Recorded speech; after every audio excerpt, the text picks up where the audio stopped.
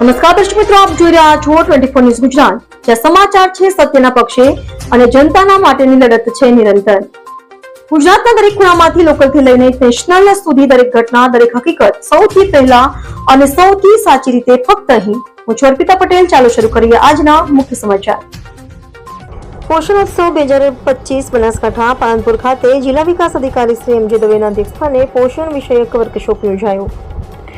વડાપ્રધાન શ્રી નરેન્દ્ર મોદીના સહી પોષણ દેશ રોશનના સૂત્રને સાકાર કરવા તથા વિકસિત ભારત 2047ના સ્વપ્નને સિદ્ધ કરવાના હેતુસર મુખ્યમંત્રી શ્રી ભૂપેન્દ્રભાઈ પટેલના માર્ગદર્શન હેઠળ સમગ્ર રાજ્યમાં પોષણ ઉત્સવ 2025ની ઉજવણી અંતર્ગત આજરોજ પાલનપુર ખાતે જિલ્લા વિકાસ અધિકારી શ્રી એમ જે દવેના અધ્યક્ષસ્થાને જિલ્લા પંચાયતના અધિકારીશ્રીઓ અને કર્મચારીઓ માટે બાળકના પોષણ અને સંભાળમાં પુરુષોની ભાગીદારી વિષયક એક દિવસીય વર્કશોપનું આયોજન કરાયું હતું. આ કાર્યક્રમમાં જિલ્લા વિકાસ અધિકારી શ્રી એમ જે દવેએ જણાવ્યું હતું કે બાળકોના સર્વાંગી વિકાસ માટે જેટલી જવાબદારીઓ મહિલાઓની છે તેટલી જવાબદારી પુરુષોની પણ છે.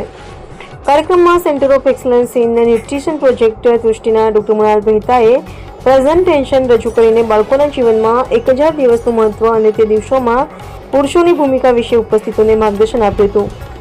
કાર્યક્રમમાં centre of excellence in nutrition project તૃષ્ટિના ડોક્ટર પપ્પાએ ઉપસ્થિતોને રિસર્ચ બેઝડ એવિડન્સ વિશે માહિતી રજૂ કરી હતી.